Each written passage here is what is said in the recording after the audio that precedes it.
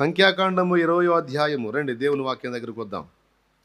సంఖ్యాకాండము 20వ అధ్యాయము 5వ వచనం నుంచి చదువుకుంటున్నాం. చూడండి. ఈ కాని చోటుకు మమ్ము తెచ్చుటకు ఐగుప్తు నుండి మమ్మను ఏల రప్పించితిరి. ఈ స్థలములో గింజలు లేవు, అంజూరలు లేవు, ద్రాక్షలు లేవు, దానిమ్మలు లేవు, త్రాగుటకు నీళ్ళే లేవనిరి. అప్పుడు మోషే అహరోనులు సమాజం ఎదుటి నుండి ప్రత్యక్ష గుడారం యొక్క ద్వారంలోనికి వెళ్ళి సాగిలపడగా యెహోవా మహిమ వారికి కనబడెను. అంతటా యెహోవా మోషేకు ఇలాగు సెలవిచ్చెను, నీవు నీ కర్రను తీసుకొని నీవును నీ సహోదరుడైన అహరోనును ఈ సమాజమును పోగు చేసి వారి కన్నుల ఎదుట ఆ బండతో మాట్లాడుము. ఆ బండతో మాట్లాడుము, అది నీళ్ళిచ్చును. నీవు వారి కొరకు నీళ్లను బండలో నుండి రప్పించి సమాజమునకును వారి పశువులకును త్రాగుటకిమ్ము. యెహోవా అతనికి ఆజ్ఞాపించినట్లు మోషే ఆయన సన్నిధి నుండి ఆ కర్రను తీసుకొని పోయెను. తరువాత మోషే అహరోనులు ఆ బండ ఎదుట సమాజమును పోగు చేసినప్పుడు అతడు వారితో ద్రోహులారా వినుడి, మేము ఈ బండలో నుండి మీ కొరకు నీళ్లు రప్పింపవలెనా అనెను. అప్పుడు మోషే తన చెయ్యి ఎత్తి 2 మారులు తన కర్రతో ఆ బండను కొట్టగా నీళ్లు సమృద్ధిగా ప్రవహించెను. సమాజమును పశువులను త్రాగెను.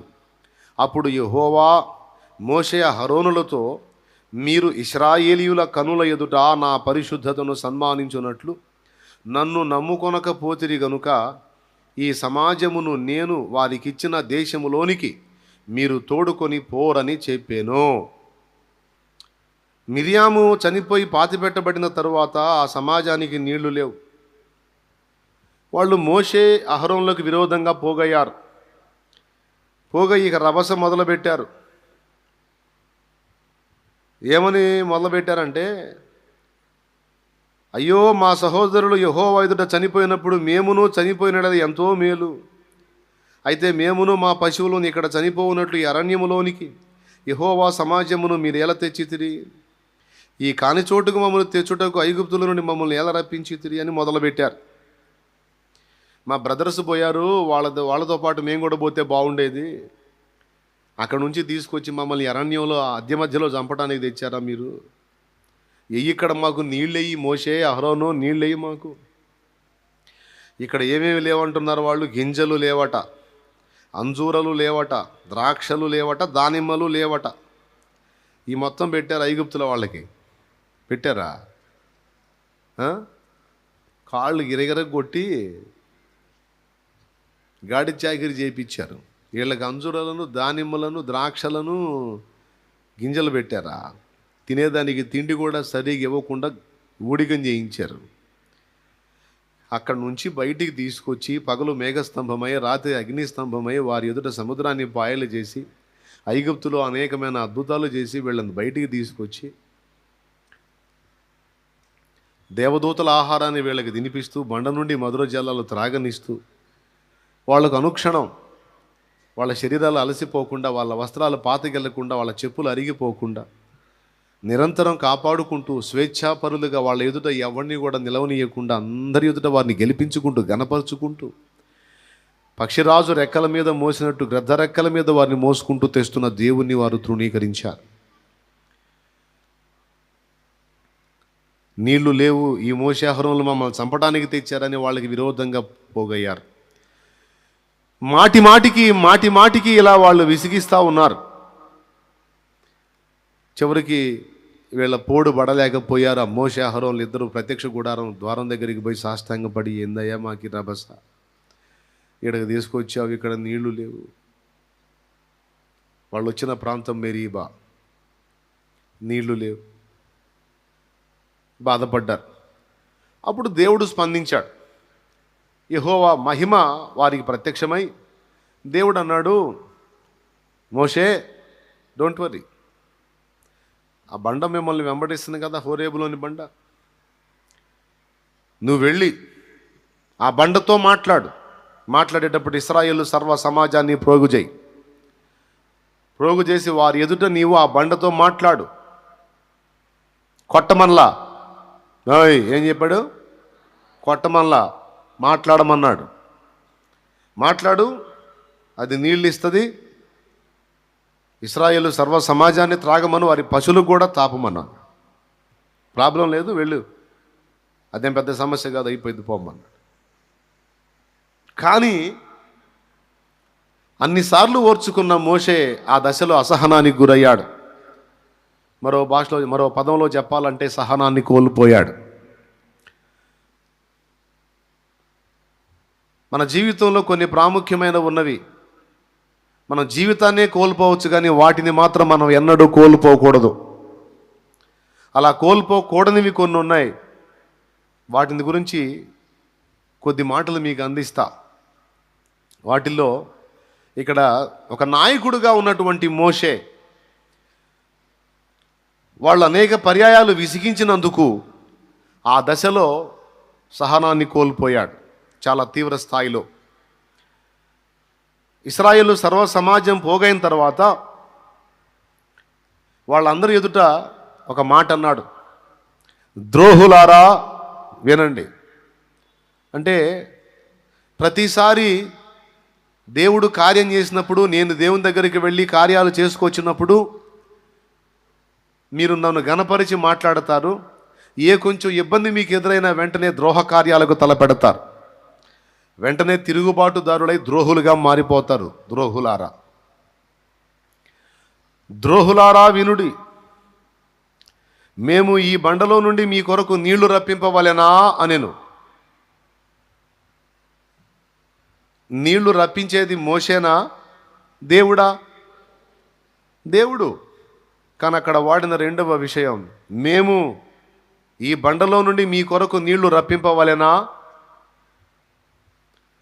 ఎప్పుడైతే భక్తిపరులు సహనాన్ని కోల్పోతారో, మనుషులు విసిగించినప్పుడు మనుషుల విషయంలో సహనాన్ని కోల్పోతారో, అప్పుడు మనుషులకు విరోధంగా తప్పు చేయటం కాదు, దేవునికి విరోధంగా పాపం చేసే అవకాశం ఉంది. అది ఇక్కడ మొదటి పాఠం.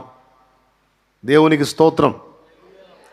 దేవుని పరిశుద్ధులు, దేవుని ఏర్పాట్లో ఉన్న దేవుని పిల్లలు, దేవుని దాసులు, విశ్వాసులైనా పరిచారకులైనా సేవకులైనా అందరికీ వర్తిస్తుంది. సేవకురాళ్ళైనా సహనాన్ని కలిగి ఉన్నంత వరకే, మనుషుల విషయంలో సహనాన్ని కలిగి ఉన్నంత వరకే దేవుని చిత్తమును నెరవేర్చగలుగుతారు. మనుషులు విసిగించినప్పుడు ఆ విసుగుదలను బట్టి మనం ఏ కోశానైనా సహనాన్ని కోల్పోయామంటే మనుషులకు విరోధంగా కాదు, అక్కడ మనుషులకు వచ్చిన నష్టమే లేదు, కానీ దేవునికి మాత్రం గొప్ప అవమానం జరిగింది అక్కడ. అది దేవుడు ఫీల్ అయ్యాడు, అవమానం ఫీల్ అయ్యాడు. అది కూడా ఎక్కడ? ఇశ్రాయేలు సర్వ సమాజం ఎదుట. వాళ్ళ మీద కోపంతో దేవునికి వ్యతిరేకంగా మోషే వేసిన అడుగు ఏమిటో తెలుసా? ఆ బండతో మాట్లాడు, అది నీకు నీళ్ళు ఇచ్చును అంటే ఈయన 2 మార్లు ఆ బండను కొట్టాడు అని రాసుంది. మొత్తం కొన్ని సంగతులు మనం చెప్పవచ్చు. మొట్టమొదటిది,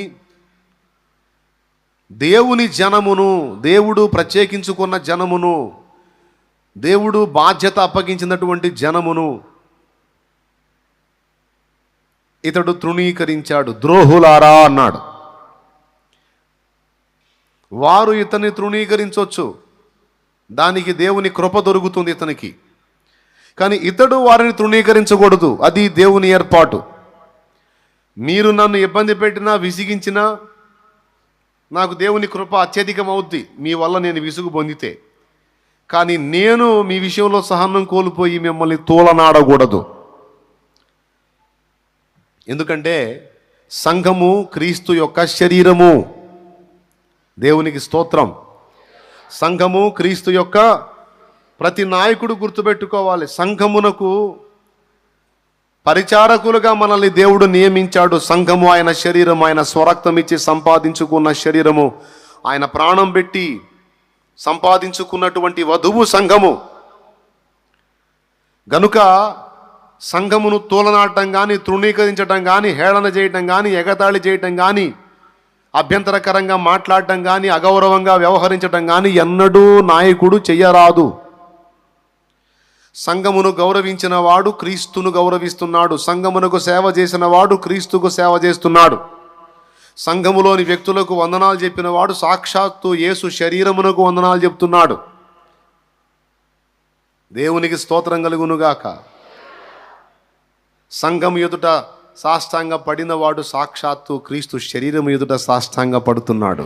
ఆ ప్రజలు మంచోళ్ళ, చెడ్డోళ్ళ, బలవంతుల, బలహీనుల, సణిగేవారా, గొణిగేవారా, వ్యభిచారులా, లేకపోతే అట్లాంటోళ్ళ, ఇట్లాంటోళ్ళ, ఇదంతా దేవుడికి వాళ్ళకి చెందిన విషయం. దేవుడు మధ్యవర్తిగా ఏర్పరిచిన వ్యక్తికి కొన్ని హద్దులు ఉన్నాయి. ఆ హద్దులు దాటకూడదు. తాను ఒక దేవుడైనట్టు వ్యవహరించకూడదు. మీకు అప్పగించిన మంద పైన మీరు ఏలికలుగా ఎలా ఉండకూడదు అన్నాడు. చూడండి ఒక్కసారి. పాత నిబంధనలోని సంగతులు క్రొత్త నిబంధనలోని వారికి దృష్టాంతములని వ్రాయబడి ఉంది. ఎలా ఉండొద్దన్నాడో, ఎలా ఉండమన్నాడో చూడండి. 1 పేతురు పత్రిక 5వ అధ్యాయము 3వ వచనం చూడండి. మీకు అప్పగింపబడిన వారిపై ప్రభువునైనట్టుండక మందకు మాదిరులుగా ఉండండి. ఆ మాట అండర్లైన్ చేయాలి ప్రతి పాస్టర్ అమ్మ గారు కూడా. పాస్టర్ అయ్య గారు, పాస్టర్ అమ్మ గారు ఇద్దరు అండర్లైన్ చేసుకోవాలి, రౌండ్ కొట్టుకొని అది గుర్తుపెట్టుకోవాలి. ఎందుకంటే కొంతమంది సంఘమును చాలా తేలికగా మాట్లాడతారు, చాలా చులకనగా చూస్తారు, త్వరగా దూషిస్తారు, మందను శపిస్తూ ఉంటారు. మందను దూషణ పలికితే సాక్షాత్తు యేసు శరీరమును దూషించినట్లు, మందను శపిస్తే, మందను తృణీకరిస్తే యేసును తృణీకరించినట్టు, మందను దూషిస్తే యేసును దూషించినట్టు. మందను శ్రమ పెడితే, అంటే సంఘమును శ్రమ పెడితే యేసు శ్రమ ఫీల్ అవుతాడు. సౌలా సౌలా నన్ను ఎందుకు హింసిస్తున్నావు అన్నాడు. వాస్తవంగా సౌలు యేసుని ఎరగడు, కానీ యేసు అంటాడు నన్ను ఎందుకు హింసిస్తున్నావు అంటాడు. నువ్వెవరు నాయన ఇప్పుడే నిన్ను చూడటం అంటే చెప్తాడు. అక్కడ సంఘమును హింసిస్తున్నాడు. అపోస్తల కార్యం 8వ అధ్యాయం 9వ అధ్యాయం 2 అధ్యాయాల్లో కూడా ఈ మాటలు చెప్పబడ్డాయి. పౌలైతే ఇంటింటా వచ్చి స్త్రీలను, పిల్లలను, పురుషులను భేదం లేకుండా విశ్వాసులందరినీ సంఘమును హింసించుచుండెను. సంఘమును హింసిస్తున్నాడని పౌలు గురించి రాయబడి ఉంటే ప్రభు ప్రత్యక్షమే నన్ను హింసిస్తున్నావేంది అన్నాడు. అంటే ఎట్లా ఫీల్ అయ్యాడు? సంఘం అంటే ఎవరండి? చెప్పు. సంఘం అంటే యేసయ్యా. మీకు పోయింది ఏమండి? ఏంటి ఎటు పోయింది మీ ఆలోచన అంటున్నా. సంఘం అంటే యేసయ్య కాదు, సంఘం అంటే యేసు శరీరం. స్తోత్రం. అర్థమైందా? శిరస్సు యేసు. నువ్వెవరు? సంఘం అంటే ఎవరు? ఆయన శరీరం. మంచిది. మీరు ఆ మాట చెబుతారని కాదు నేను అడిగింది. సంఘం అంటే ఎవరు అంటే నేను. అది డైలాగ్. చెప్పు, సంఘం అంటే ఎవరు? నేను కాదు కానీ వీళ్ళందరూ అంటావా? నో. సంఘం అంటే నేను. క్రీస్తు శరీరములో ఒక అవయవాన్ని, ఒక అంగాన్ని నేను. యేసు శరీరములో. స్తోత్రం కలుగును గాక. ఆయన సర్వాంగ సుందరుడు. ఆయనకున్న సర్వ అంగములలో నేను ఒక అంగము, నేను ఒక భాగము. ప్రిలరా, సంఘాన్ని ఎంత తీవ్రంగా తీసుకుంటాడో చూడు. మన విషయంలో ఎంత గౌరవం ఉందో ఆయనకి. ఒప్పుకోడు తృణీకరిస్తే, హింసిస్తే ఒప్పుకోడు. ఏనాడైతే క్రీస్తు రక్తంలో కడగబడి మారు మనసు పొంది బాప్తిస్మం పొంది పరిశుద్ధాత్మను పొందుకొని పరిశుద్ధత కలిగి ప్రభువుని ప్రేమించి సేవిస్తున్న దేవుని బిడ్డవైన నువ్వు ఆయన శరీరంలో ఒక భాగం. నీ విషయంలో చాలా సీరియస్ ఆయన. పాత నిబంధనలో ఇశ్రాయేలుకు ఆ ఘనత ఇచ్చాడు. క్రొత్త నిబంధనలో వధువు ఎవరు? సంఘం. అయితే పాత నిబంధనలో దేవుని భార్యగా అభివర్ణించబడింది ఇశ్రాయేలు జనాంగం, ప్రభువు యొక్క భార్యగా. హోషేయ గ్రంథంలో హోషేయ ప్రవక్తతో అంటాడు, నువ్వు వెళ్ళి వ్యభిచారము చేయుచున్న స్త్రీని వెతుక్కొని ఆమెను తీసుకొచ్చి పెళ్లి చేసుకో అంట. పిల్లల్ని కూడా గాను. ఎందుకంటే ఇశ్రాయేలు నన్ను విడిచి వ్యభిచరించిరి, వేరే వాటికి సాష్టాంగపడ్డారు, అయినా నేను వారిని ఎలుకుంటున్నా. దీనికి సాదృశ్యంగా ప్రవక్త నీ జీవితం ఉండాలి పో అని చెప్పాడు. అంతేకాదు యెషయా గ్రంథము 54లో 5వ వచనం, నిన్ను సృష్టించిన వాడు నీకు భర్త అయి ఉన్నాడు అన్నాడు. ఓకే, యెషయా గ్రంథం 54, గొడ్రాలా నిన్ను సృష్టించిన వాడు నీకు భర్త అయి ఉన్నాడు. మొదటి వచనం నుంచి, గొడ్రాలా పిల్లలు కనని దానా జయగీతమిత్తుము, ప్రసవ వేదన పడని దానా జయకీర్తన నిత్య ఆనందపడుము, సంసారి పిల్లల కంటే విడవబడిన దాని పిల్లలు విస్తారమగుదురని యెహోవా సెలవిచ్చుచున్నాడు. స్తోత్రం. నీ గుడారపు స్థలమును విశాలపరచుము, నీ నివాస స్థలముల తెరలు నిరాటంకముగా సాగనిము, నీ త్రాళ్లను పొడుగు చేయుము, నీ మేకులను దిగగొట్టుము. కుడివైపునకును ఎడమ వైపునకును నీవు వ్యాపించదవు, నీ సంతానం అన్యజనుల దేశమును స్వాధీనపరచుకును, పాడైన పట్టణము నివాస స్థలముగా చేయును. భయపడకము, నీవు సిగ్గుపడనక్కరలేదు, అవమానము తలంచకము, నీవు లజ్జపడనక్కరలేదు. నీవు నీ బాల్యకాలపు సిగ్గును మరచుదువు, నీ వైధవ్యపు నిందను ఇక మీదట జ్ఞాపకం చేసుకున్నావు. ఎందుకంటే నిన్ను సృష్టించిన వాడు నీకు భర్త అయి ఉన్నాడు. సైన్యములకు అధిపత్యకు యెహోవా అని ఆయనకు పేరు. దేవునికి మహిమ కలుగును గాక. క్రొత్త నిబంధనలో సంఘముగా మనకెంత ఆధిక్యత ఇవ్వబడిందో, పాత నిబంధనలో ఇశ్రాయేలు జనాంగమునకు అంత ఆధిక్యత ఇవ్వబడింది. వాళ్ళు మోషేని ఎంతైనా విసిగించవచ్చు, మోషే మాత్రం అనడానికి లేదు. ఇప్పుడు ఇశ్రాయేలు సర్వ సమాజం ఎదుట మోషే అహరోనులు సాగిలపడి అనే మాట అనేకసార్లు రాస్తుంది. ఒక్కసారన్నా అలా పడతావేమయ్యా అన్నాడా? మోషే నేను నాయకుడిగా నియమిస్తే కదిలితే నువ్వు వాళ్ళ ముందు సాష్టాంగ పడతావేంది, సాగిల పడతావేందయ్యా అని ఎప్పుడన్నా ఆటంకపరిచాడా? అట్లా సాష్టాంగ పడవాక వాళ్ళంతా మనుషులు అనలా. తడవకోసారి ఆయన పోయి సాష్టాంగ పడుతుంటే ఈ దేవుడు మౌనంగా ఉన్నాడు.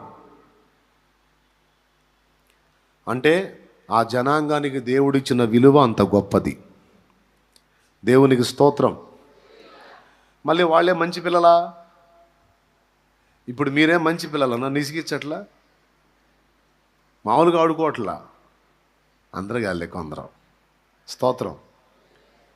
మీరు మంచి పిల్లలా కాదా అన్నది ఆయన తేల్చుకోవాల్సిందే. నేను మాత్రం మిమ్మల్ని మోయాల్సిందే.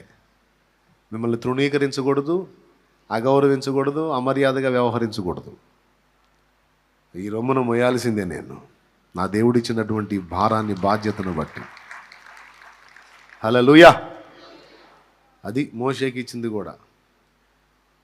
సో ఇన్నిసార్లు విసిగిస్తే వాళ్ళనేం వదిలిపెట్టలా. మోషేని విసిగించినందుకు వాళ్ళకి ఇచ్చే కోటింగ్ వాళ్ళకి ఇచ్చాడు, కానీ మోషేని మాత్రం ఒప్పుకోలా. ఇంకా చెప్పాలంటే మోషే వాళ్ళని కాపాడటానికి, దేవుని కోపం నుండి వాళ్ళని తప్పించడానికి ఏర్పరచుకున్నాడు మోషేని. మీరు గమనించండి, నిర్గమాకాండం 32లో కొండ మీద ఉంటాడు మోషే, రాతి పలకలు తీసుకుంటా, 10 ఆజ్ఞల పలకలు. కొండ కింద వీళ్ళేమో డ్యాన్స్ పార్టీ పెట్టుకుంటారు, దూడబొమ్మని చేసుకొని దాని ముందు ఎగురుతూ వీళ్ళు డ్యాన్స్ పార్టీ పెట్టుకుని ఎగురుతుంటారు. అప్పుడు మోషే వెళ్ళి నువ్వు, వాళ్ళు నన్ను వదిలిపెట్టేసి దూడబొమ్మని చేసుకొని ఇదే యెహోవా అని దానికి పండగ చేసుకుంటున్నారు, నువ్వు అడ్డు రాకెళ్ళని చంపేస్తా అంటాడు. ఏమంటే ఆయన చంపాలనుకుంటే నేనేం అడ్డమా? ఒక్కసారి ఊహించండి ఆ పాయింట్ని. ఎప్పుడన్నా ఊహించారు మీరు? ఇది ఎట్లుంటుంది? పిల్లవాడిని కొట్టబోయేటప్పుడు తల్లికి ముందే చెప్పినట్టు, ఈరోజు వాడంతా తేలుస్తా అంటే అర్థం ఏంటో తెలుసా? వాడిని తంతాను, నాకు ఇష్టం లేదు వాడిని తనటం, నువ్వు రెడీగా ఉండు. ఎందుకు? అడ్డుపట్టడానికి. నేను హడావుడి చేస్తా, నువ్వు అడ్డుపడాలి. లేకపోతే నా కోపం నా బిడ్డ తట్టుకోలేడు. నాకు ఇష్టం లేదు కానీ శిక్షించాలి. ఒకవేళ కొడుకు వచ్చి దగ్గరలోకి వచ్చాడు, అందుకని కనపడ్డాడు అనుకో, ముందుగానే పెద్దగా అరుస్తాడు, ఎందుకు ఎక్కడో ఉన్నాం పరిగెత్తుకు రావాలని. రా వస్తున్నావా రా అంటాడని ఇంట్లో ఆమె కనపడాలి. పరిగెత్తుకుంటూ వచ్చింది పీటీ ఉషలాగా. స్తోత్రం. అడ్డుపడిద్ది. ముందు ఏమీ హడావుడి చేస్తుంటుంది. వేరా ఎందుకు చేసావు అట్లా? అదే నేను హడావుడి చేస్తుంటుంది. నువ్వు తప్పుకో, వాడి సంగతి నేను తెలుస్తా అంటే ఆయన శిక్షించాలి అనుకుంటే ఆమెకు అడ్డమా? ఇశ్రాయేలు సర్వ సమాజాన్ని నాశనం చేయాలని దేవుడు అనుకుంటే మోషే ఒక అడ్డమా? అవసరమైతే మోషేని గాల్లో నిలబెట్టి వాళ్ళు వైనం చేస్తాడు. నువ్వు అడ్డుపడుతున్నావు, భూమి మీద ఉంటున్నాడు, నిలబడు అన్నాడంటే అక్కడ నిలబడతాడు గాల్లో. కానీ చూడండి ఎట్లా అంటున్నాడు, మోషే నీవు అడ్డు తప్పుకో, అడ్డగించొద్దు, నేను వారిని చంపి వారిని నాశనం చేసి నీలో నుండి ఒక జనాంగాన్ని రప్పిస్తానన్నాడు. దానికి మోషే ఏమన్నాడు, ఆగ అంత కోపం అయితే ఎట్లయ్యా నీకు?